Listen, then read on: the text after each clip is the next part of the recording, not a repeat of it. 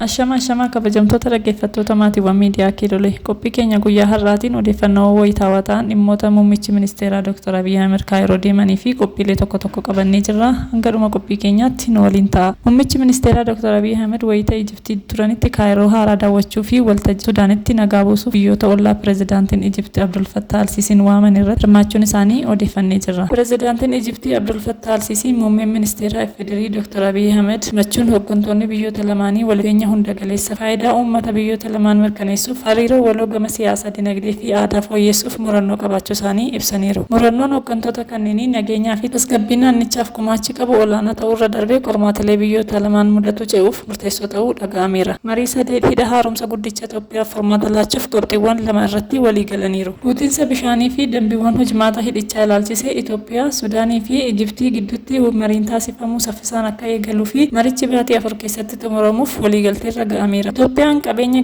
qabdutti fayyadamtee yeroo guutiinsa hidhichaa bara 2015 hanga 2016tti keessa raawwattu Ijiptii fi dhiyeessii bishaan laga kanaa irratti rakkoo akka hin mudanne taasisuuf murannoo qabaachuu mirkaneessiteetti.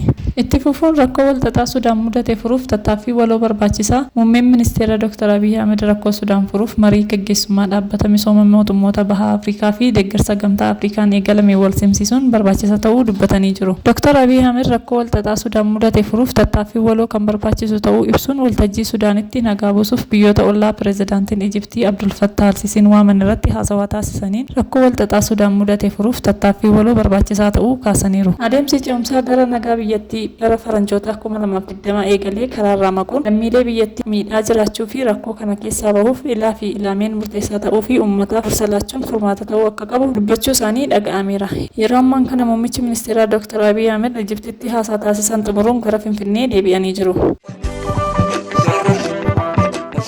Sagantaa Ashaaraa Magariisaa boqonnaa lammaffaa akka guutummaa biyyattiitti onkoloolessa 10 dhaabuuf saganteeffatamee jira. Egeree keenya haa dhaabnu mata duree jedhuun bara kanatti jalqabamee jiru guyyaa 3 booddee biqiltuuwwan miliyoona 500 dhaabuun guyyaa ajaa'ibsiisaadha. Itoophiyaan ashaaraa waliinii kaa'uuf guyyoota 3tu ishee hafee jira. Kun immoo waan irraa hafamu miti. Lammiileen Itoophiyaa hundi adoolessa 10 biqiltuu miliyoona 500 dhaabuuf beellamatanii jiru. Egaan dhaggeeffattoota keenya qophii keenya guyyaa har'aa asuma irratti golumnaa turtii gaarii qabaadhaa. Galatooma.